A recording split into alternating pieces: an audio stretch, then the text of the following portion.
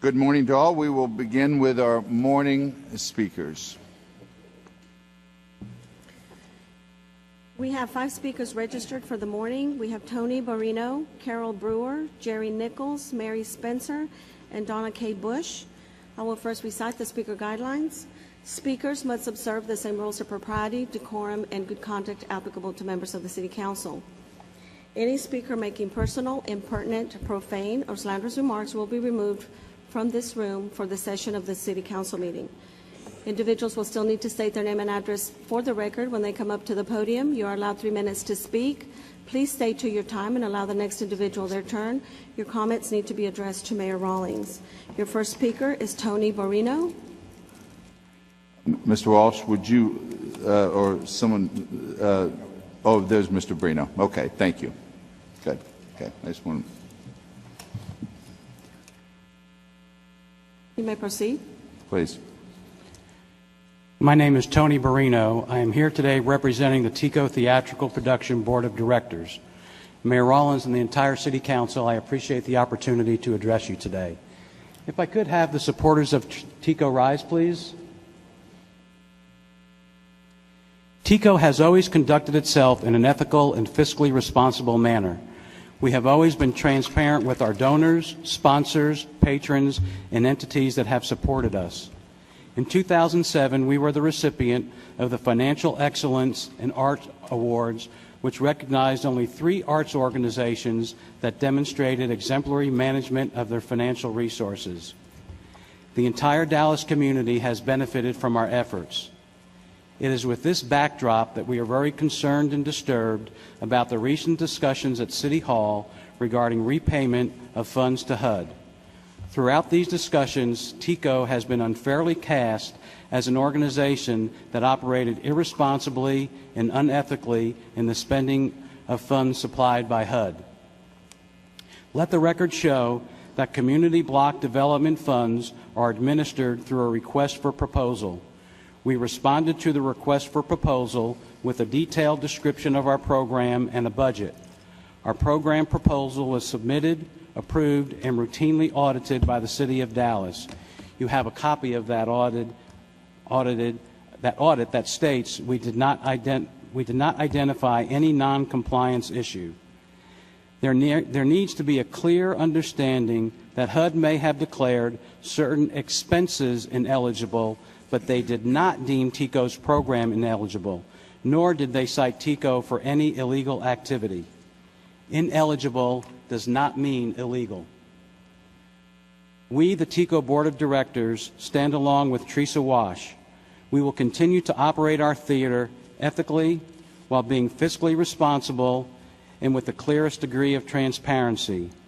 We take issue with anyone who thinks we operate otherwise. Let us be clear. We are not above being questioned. We expect to be accountable for every dollar we receive, no matter what the source. We welcome the opportunity to answer any and all questions. We respectfully ask this City Council to clearly and publicly let the citizens of Dallas know that TICO is in good standing with the City of Dallas. In closing, the TICO Board of Directors would like to extend an invitation to you, Mayor Rawlings, and the entire City Council, particularly the Chair of Arts, Culture, and Libraries, to come by our theater, see who we are, what we do, and examine our records. Mayor Rawlings, I would ask, I notice, I appreciate that. Appreciate the time and the consideration. Thank you, City Council. Thank you, and I'm sorry I haven't been by, and I will. I'll take you up on your invitation. We would love to have you. I don't know if it's appropriate, but you've given an invitation, and people will take it up. Okay? Thank you very much. Thank you very much, Mr. Barino. Mr. Caro, I think you wanted to say something. Yeah, thank you, Mayor. And let me say to you, Mr. Barino, and to Teresa, and to Tico, and to Al, and to everyone representing. One, Mayor, when certain things are said and are printed, as we, the council, have spoke about, it goes a long way, and it's very difficult to erase. When we speak, we first should speak with all of the facts. I was reading an email yesterday, and there's some jive turkey out here named Kay who refused to put his name on the blog, but he writes to my blog, and he knows whom he is writing to. But whomever he is, I invite him to put his real name out there instead of putting out false innuendos and lies as it relate to the good things that we are doing and maligning good people. Teresa, as I spoke a couple of weeks ago, she did not have to be here in Dallas.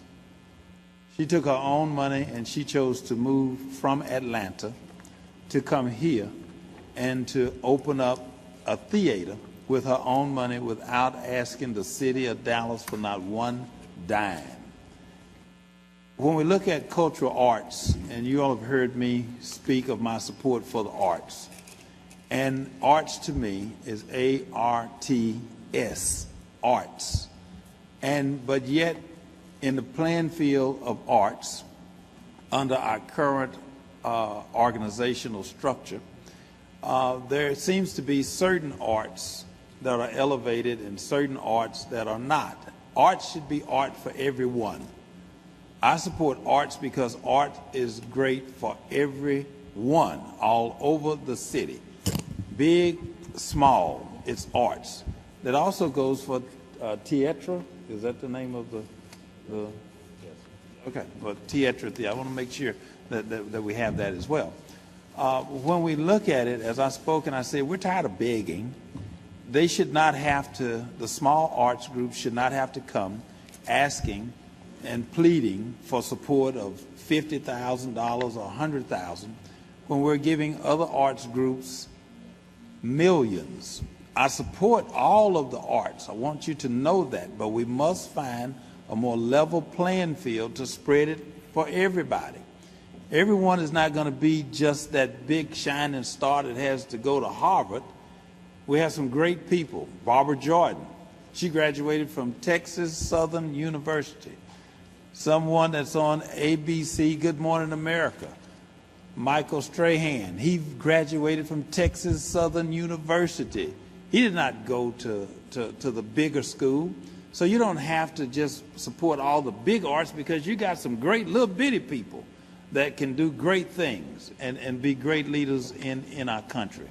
I want to say to you, Teresa, thank you for choosing Dallas. That's number one. Thank you, Al, for making sure that you support your wife and the project that you do. Al is my former partner when we were doing the football games and promotions together. So I want Mr. K to understand that, because he said that yesterday that I'd given my partner $500,000 of HUD money. Such a lie. I mean, Jesus Christ. But at the end of the day, though, Mayor, I understand it, Mayor, but this is very, very sensitive because we're making a position here and a true statement of support. We want to make sure that we are supportive of the efforts that everyone is doing, and that we do not malign people, especially people that have made a commitment here. I want to thank you personally and publicly for all that you've done for these children and all that you will continue to do. The programs that you do, the invitation, Mr. Tony, that you've given out, folks should come and see. The things that you all do after hours, the things that help us bring down and involve good people and make good citizens. Those are the hours that are not counted, that go a long way that you're not asking for. And we're going to continue to support you here. I'm going to stop now because Mr. Atkins is going to say a few things, but I want you to know where I am. And I want you all to know that we welcome you, and this city will continue to embrace and support TCO. Thank you, Mr. Caraway. Mr. Atkins. Thank you, Mr. Caraway. Thank you, Mayor. Also, thank you, Wash and Teresa. You know, it's great to have a great opportunity to speak about Al and TCO. You've never been there on Tyler Street. You're missing a big opportunity to go and really see what they do at that small theater. But also with the thing they do with all the children and the kids. It's good to have someone who give back to the community. I remember when they first got there, they did not ask the city for any money to remodel their facility. I think that the reason why they are here today is sometimes, like Mr. Caraway said, sometimes we use words, and sometimes we said things and we do not offer an apology. I want to ask Joyce Apology just to come up, Manager, for brief, because I think if the press is a news media, took something the wrong way, I'm going to be the first one to apologize for TICO for the misinformation was laid out there. And I think there is misinformation laid out there, and the reason why the information laid out there is also with funding, that we fund TICO and things that we do. And when we do have nonprofit come to the city of Dallas and we give taxpayer money to that nonprofit, and when someone feel like something is not above board, there should be an explanation for that. If something is not wrong, if we do not explain that, Mayor and the council member, we are doing a wrong justice to the community, to the business world. Joey, could you just briefly tell us with HUD and TICO, when they had the audit, what happened? Would they do anything wrong? Did the city of Dallas do anything wrong? So the people in the public knew what happened and why they are here today. Well, as the gentleman just explained, really what it boiled down to be short, it was just a disagreement on the eligibility of the expense. It was an administrative expense, and we had previously monitored the spending, and we had not found any discrepancies until HUD questioned it, and HUD's decision prevailed. And so based on what they did, they were following the city of Dallas rules and outline guidance. When you had an audit for many, many years, they followed the accounting procedure with audit, right? We had not found any errors previously, and again, I think it boiled down to a disagreement on the eligibility of the funds. So therefore, they're in good standing with the city of Dallas. There is no wrong done, anything, right? Is that correct? We did not find any. We had not found anything in our previous monitoring. Again, it was just a disagreement on whether the expense was eligible. Okay. And with that, Al and Teresa, I want to personally apologize to you from the city of Dallas for the hardship that you went through with the press, and I hope the press will print the correct statement today. Thank you very much, Mayor. Thank you. Thank you, Mr. Atkins, and thank you, Mr. Brino, for coming down. Thank you. Next speaker. Your next speaker, Carol Brewer. Ms. Brewer will be followed by Jerry Nichols, Mary Spencer, and Donna K. Bush. Mayor Rawlings and City Council, my name is Carol Brewer. I reside at 9834 County Cork Drive, Dallas, Texas, 75218. That's District 9 with Sheffy. I don't really have anything prepared to say. I am part of a grassroots movement. It's called We Care About DAS, and we have thousands of Facebook followers and a petition with over 13,000 signatures that are in support of full funding for Dallas Animal Services. And most recently, we learned about Mr. Griggs's budget amendments, and we would also like to encourage everyone on the council to support Mr. Griggs's budget amendments, which would divert money to DAS along with other city services and programs. But, and most importantly, what I wanted to do today was to share once again the economic impact that Dallas Animal Services has to our community and will continue to have with our pet adoptions, and almost $6.5 million a year. That's it. Thank you. Your next speaker is Jerry Nichols. Mr. Nichols will be followed by Mary Spencer and Donna K. Bush.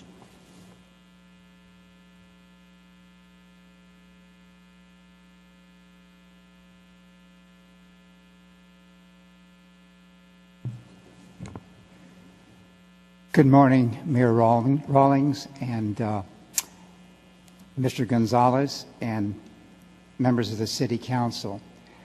I am Jerry Nichols, and I'm here speaking on behalf of the Age Council of the Senior Source located at 3910 Harry Hines Boulevard.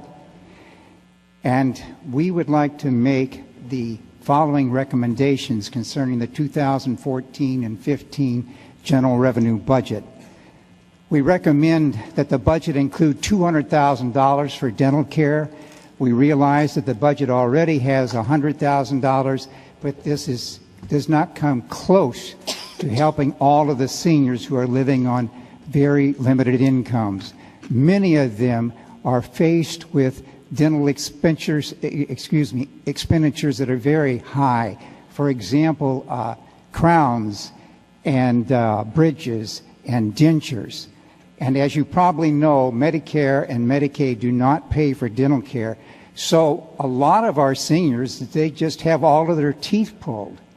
And without teeth, you can imagine how difficult it may be to eat nutritionally, and so their health suffers. We also recommend that the budget include $80,000 for additional staffing for the City of Dallas Senior Services Program. They used to have 7 staff members, and now they've got 3, and they are swamped by seniors calling for emergency kinds of help, such as medical assistance and food and transportation and elder abuse and caregiver needs and financial fraud, credit counseling, things like house repair and utility assistance. I could go on and on. These staffers connect these senior callers to people who can help them. But because they are so understaffed, many times the callers are just put on hold. We also recommend increased senior programming for all of our recreation centers. We do appreciate the efforts that have already been made, but we do believe that more could be done. And let's just remember that when our seniors prosper, our community prospers. We also would recommend that $200,000 be added to the city budget for utility assistance. Several years ago, the state established a special fund for utility assistance called Light Up Texas. And by the end of this summer, 85% of that fund will have been spent. And by next summer, 2015, the remaining 15% will be gone, and Light Up Texas will no longer exist. If we will just add $200,000 to the budget, we can help seniors. We can protect them from the terrible heat in the summer and the freezing cold in the winter. Thank you for being committed to helping our seniors. Thank you, Mr. Nichols, for being here. Mr. Caraway? Yes, Mr. Nichols. Mr. Nichols. Come back, Mr. Nichols, just for just a quick moment. Mayor, I'm going to be pretty quick. I'm sorry, that was disrespectful to walk away. Mr. Nichols, you're just fine. You're a senior. We're supposed to respect our seniors, all right? Let me just ask you, how long have you been in Dallas? I have been in Dallas County ever since 1980. Okay. And most seniors, as my parents were born in 1929. Okay. You know, that's not far from me. Okay. and they both graduated from Lincoln High School. Let me tell you where I'm going with this, and Mayor and to the council. Dallas is a great city, and for the seniors that have been here all their lives and those that are here now forever the length of time, everything that we have accomplished here in Dallas to make Dallas a great city, Mayor, the seniors, they voted for it. They voted for every bond project. They voted for every recreation center. They voted for everything that has made Dallas the great city that it is today.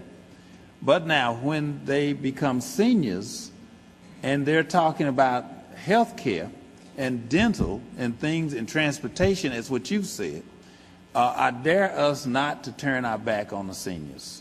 Because each and every one of us sitting around this horseshoe right now, we're just a few years away from being in that senior bracket.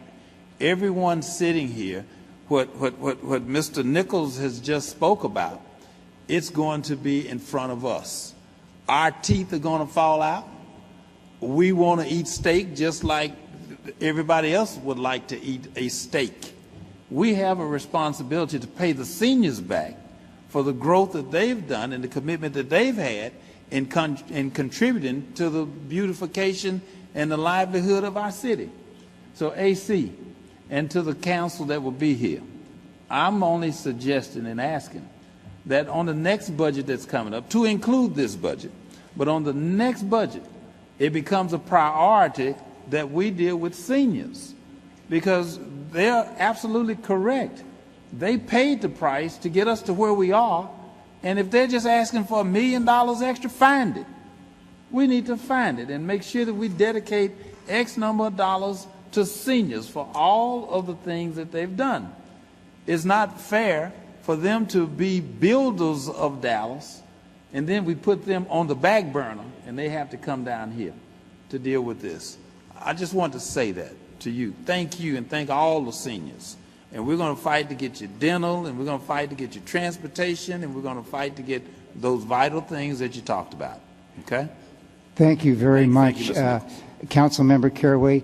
If I were closer, I would hug you. Well, that's right. I got your hug from here. Thank you, Mr. Callahan. Yeah, I just want to follow up on Councilman Caraway said. The ladies that came to my office the other day are old friends, and I think they laid it out straight about what the seniors' needs are. We need to understand that the county typically is responsible for health care related things. However, it does not include the dental aspect. And I don't want to pick on my friend Sheffy there, but you know, the elderly people like my parents, they didn't have fluoride back in the days.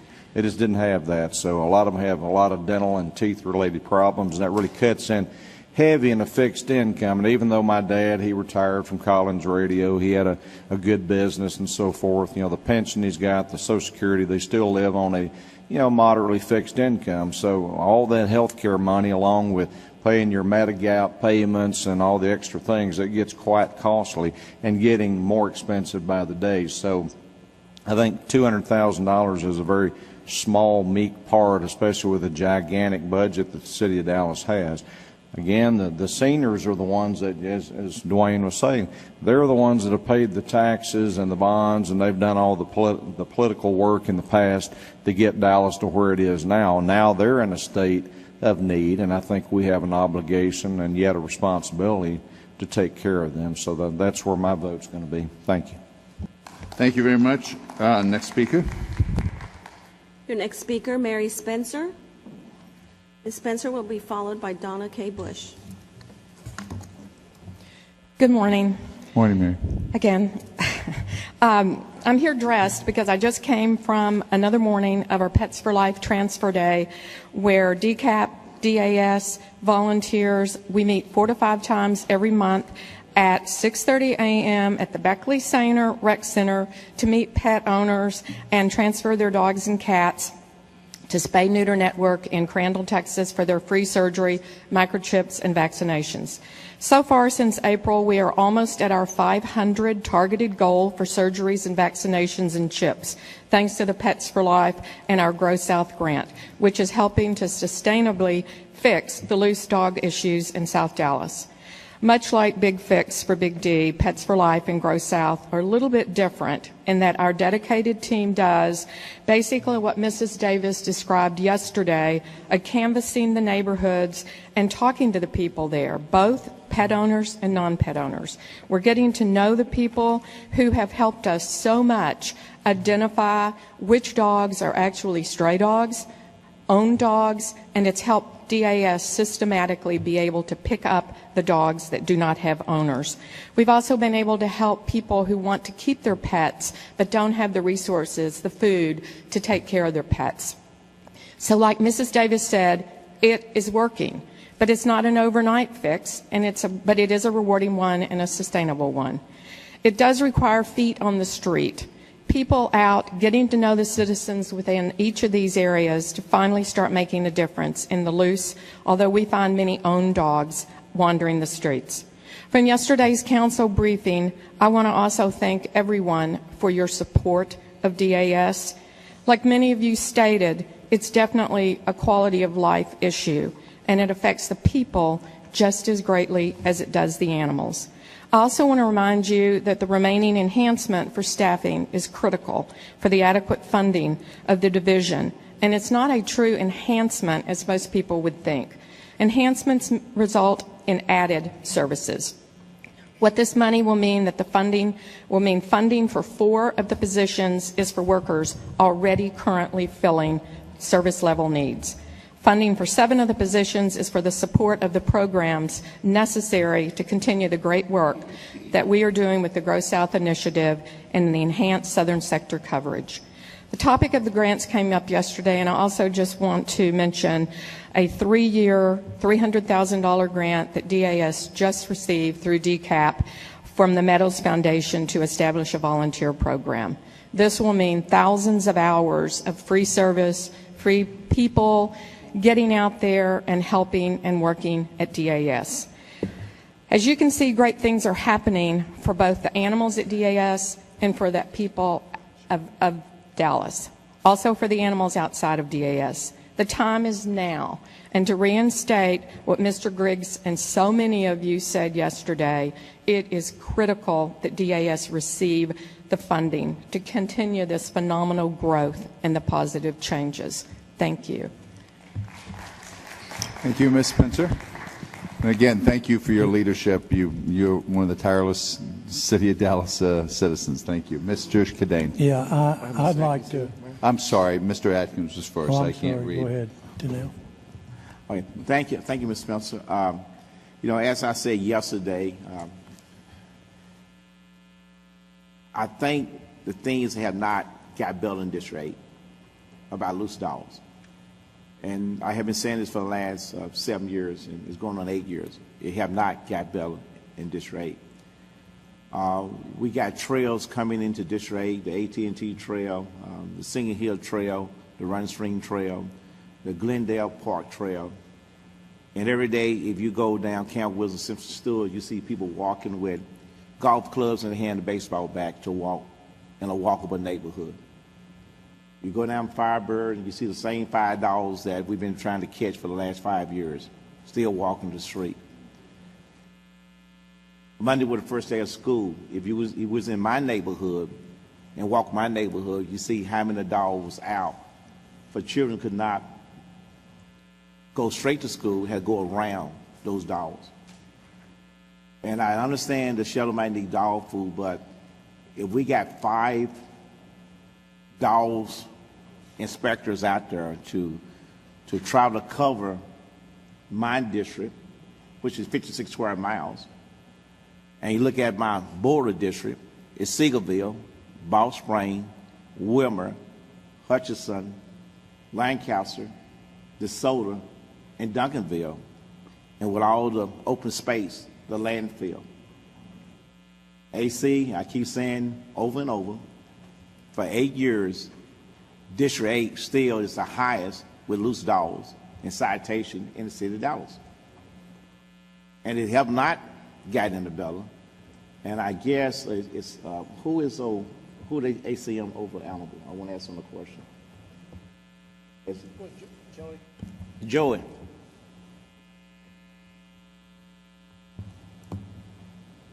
The question I'm going to ask, you know, and I agree, Ms. Spencer, we need more money for the Allen Show. I do agree we got more dogs out there, and the hard question is that if we go and catch those dogs, where do those dogs go?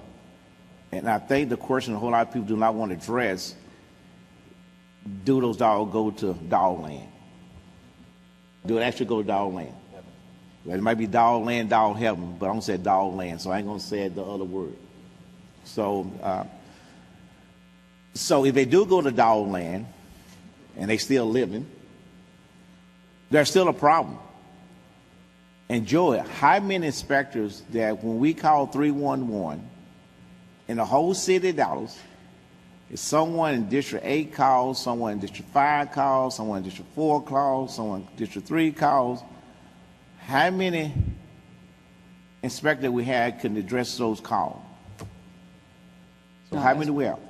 As we stated yesterday, out on any one shift, 5. We got 5, right? Yes, sir. 5, District 8, 56 square miles. Walk my district. Look at all the vacant space. That's a problem.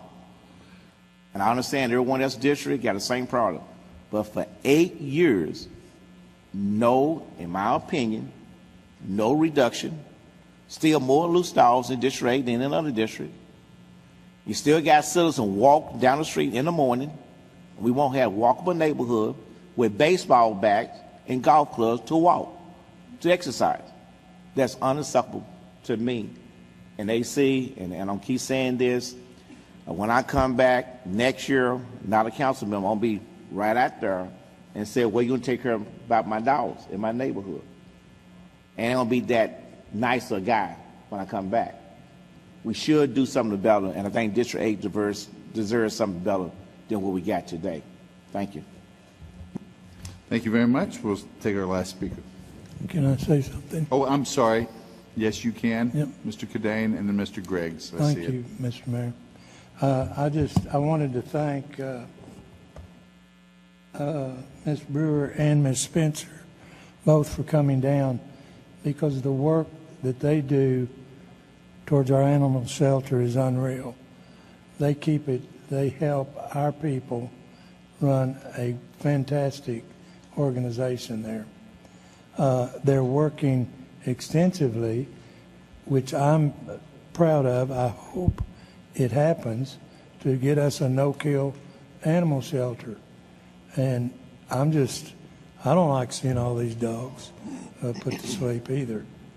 So, and the main concern of mine is, it's a lot of these dogs are not wild dogs. They're abandoned dogs. And we need to find a way that the people that aren't keeping them pinned up or leashed, they're the ones we need to go after, not the dogs. So I appreciate the work you all do. I appreciate the animal shelter's work, and I think they're doing a fantastic job. Thank you, Mayor. Thank you, Mr. Greggs. Thank you, Mayor, and thank you for coming out for these comments on the animals. And colleagues, it's up to us. AC's handed us the budget. Animals needs $840,000 to put some more people, more employees out in the field to buy the food, fix the facility, get the generator. So I think we can get it done. It's a $1.17 billion budget. We've just got to find $840,000 to move, and then we can fund Dallas Animal Services. So it's up to the 15 of us to do it if in fact this is one of our values. So I look forward to getting this done in the next couple weeks. Thank you. Thank you, Mr. Callahan. Yeah, thank you, Mayor. And it would just, it's important for me in my district with the same kind of issues that Mayor Pro Tem Atkins says to amplify what he had to say. And I don't know, I think a lot of people just tune this out and go, oh gosh, here we are talking about the dogs again. But it is a critical problem, folks. It's an epidemic. I've said that yesterday. I've said it in the Quality of Life committees. And it really does. It comes right down to the quality of life. It's the kind of life that you want to have in the city.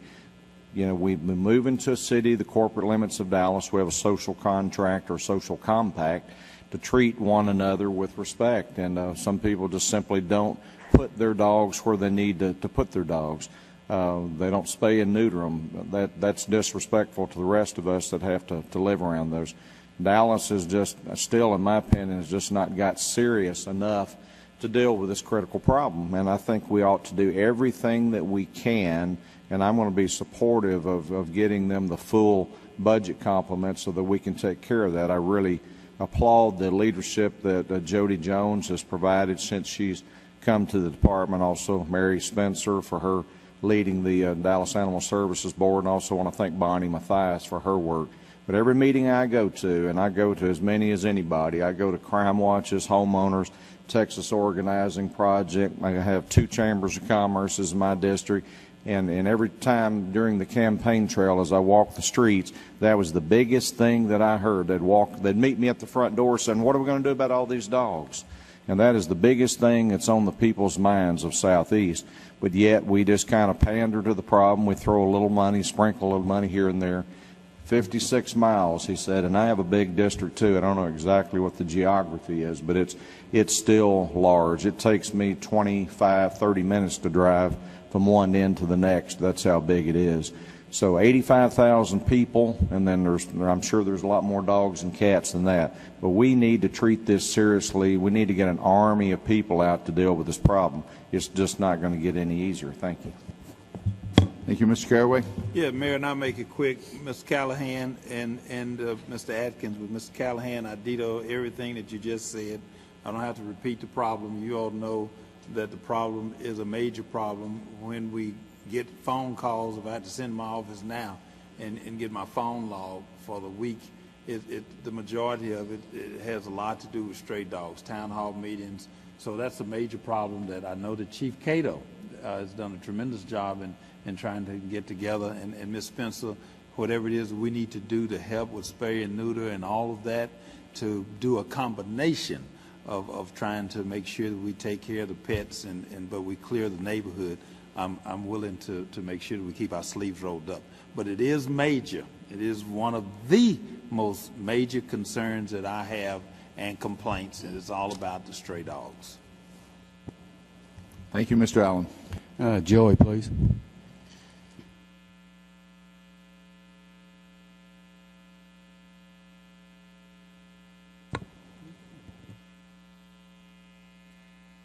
Yes, sir. In the budget that's coming up, that the current one that's being proposed, how many additions to staff is proposed? There are, the only enhancements will come, I guess, for the funding for the PetSmart for Life. I mean, that's really paying for staff that's going to staff that position. So that's 3 or 4. How many people? It's 4 people. 4 people. 4 people in the $700,000 enhancement that's in the proposed budget. Okay. But they are in the off-site adoption shelter, the everyday adoption shelter. The yesterday, I make sure I heard it right, because what we talk about at council over and over and over again is stray dogs. Okay, a lot of the emphasis is placed on the facilities and the handling of the dogs, but stray dogs is what we hear over and over again. And yesterday, I believe I heard that even with more money, there was no intention of getting dog catchers to go out. Is that correct? Not in the $700,000 enhancement that's in the proposed budget. Okay. Thank you, Mayor. Thank you. We'll take the next speaker. Your final speaker this morning is Donna K. Bush. And thank you, Ms. Bush, for being patient. No, my name is not Joel. Good morning, Dallas City Council. Good morning. Good morning. Good morning. My name is Donna K. Bush, and I'm also representing Donna K. Bush Enterprise and Donna K. Bush Ministries. Are we there yet? As I reflect over the dispensation of time and the tremendous gripping current events, the question is posed, are we there yet? America the Beautiful. It was founded upon the illumination of the preamble, we the people. The elected representatives were also elected based on we the people and democracy. It is infiltrated by we the people. Beauty is in the eye of the beholder. Dallas the Beautiful, are we there yet? Racial equality without the dominance of an evident culture over another. The elevation of education, financial assistance for the economically deprived, the inopportune elderly, the radiant and courageous veterans, and the uplifting of prominent professionals that have embraced turbulent times. Dallas the Beautiful, are we there yet? Martin Luther King Jr. made a pronounced statement. This statement, he said, this nation cannot survive half slave and half free. In 1964, as we the people implemented our inalienable rights to march on Washington, this liberated and united a nation to expand its legal foresight and liberate a people. And I ask today, America the Beautiful, are we there yet? Let me depict a multiplicity of encounters. The person that is battling cancer. An example of that is me, myself, in the year 2005. Even though I worked a corporate job, Believe it or not, with insurance, my bills were over $100,000. That's with insurance, very good insurance. I cannot imagine a family that has a child that is embracing leukemia. That's why I fight so powerfully about it. That has a sick child sick with leukemia or with cancer. Or the people that have disciplined themselves to obtain education. We have a crisis of people who are highly educated with bachelor's degrees, master's degrees, and even PhDs that at this time are having difficult time. Some of them have stepped out to start their own businesses, and some of them have, accepted positions beneath their means in order to survive in the economy. I ask you today, America the beautiful, are we there yet? Now, Donna K. Bush Ministries and Donna K. Bush Enterprise, within the last 23 years... Thank you, ma'am. Oh, thank you so much. Appreciate I appreciate it. Mr. Mayor, that concludes your morning speakers. Thank you.